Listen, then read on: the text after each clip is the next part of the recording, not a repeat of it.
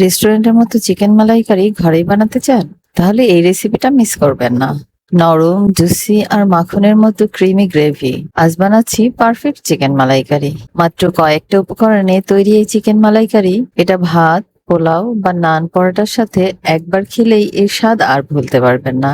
চলুন তাহলে দেখে আসি রেসিপিটি। আসসালামু আলাইকুম, আমি বাংলা হিসেব 7 থেকে বলছি। এখানে আমি কিছু মুরগির টুকরো আগে থেকেই ধুয়ে রেখেছিলাম। টুকরোর সাইজ আপনারা আপনাদের পছন্দের মতো করবেন। আমি একটু ছোট করেই করেছি। এখন এগুলো মেরিনেট করে নিব। এই জন্য একটা পাত্রে আমি 1 চা চামচ দিলাম রসুন বাটা, 1 চা চামচ দিলাম আদা বাটা, 1.5 চা চামচ দিলাম জয়ফল, জয়ত্রী, এলাচ এবং বাদাম মিক্সড করে বাটা।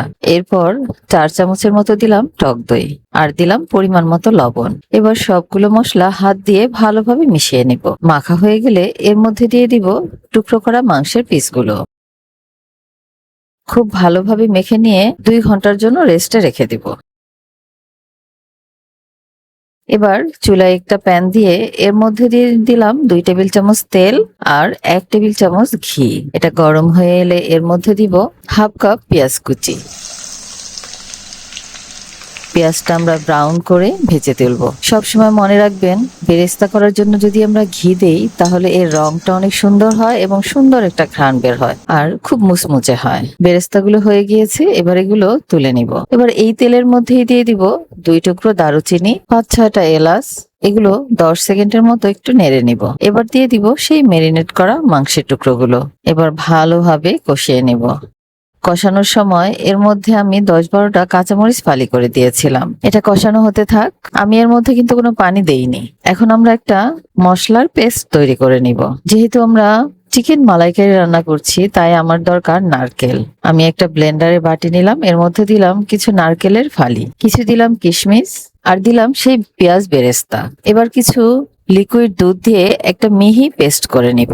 এই তো হয়ে গেল। এদিকে আমাদের চিকেনগুলো ভালোভাবে কষানো হয়ে গিয়েছে। এবার এর মধ্যে দিয়ে দিব সেই তৈরি করে রাখা পেস্ট। আমি সম্পূর্ণটা দিব না, প্রায় অর্ধেকটা দিয়ে দিয়েছি। আরো কিছু সময় নেড়েচেড়ে রান্না করব। এই যে দেখুন, রান্না প্রায় শেষ। এখন এর মধ্যে দিয়ে দিব 1 চা চামচ চিনি আর 1 চা চামচ ঘি। এবার আরো একটু নেড়ে নিয়ে কিছুক্ষণ রাখবো। এবার এর উপরে দিয়ে দিব কিছু পেঁয়াজ বেরেস্তা। এবার আমার রান্নাটা পুরোপুরি রেডি। দেখুন কত সুন্দর, যেমন রং তেমন ঘ্রাণ ও স্বাদ। এবার একটু ভেঙে আপনাদের দেখিয়ে দিচ্ছি। দেখুন এর ভিতরটা কতটা জুসি, খেতেও মাশাল্লাহ অনেক মজা হয়েছে। আশা করি আপনারা ওই মজার রেসিপিটা করে সবার সাথে শেয়ার করবেন। গরম ভাত, পোলাও, রুটি, পরাটা সবকিছু দিয়ে এটা খুবই মজা। ভিডিওটি ভালো লাগলে লাইক, কমেন্ট ও শেয়ার করতে ভুলবেন না। আজ এ পর্যন্তই। আল্লাহ হাফিজ। আসসালামু আলাইকুম।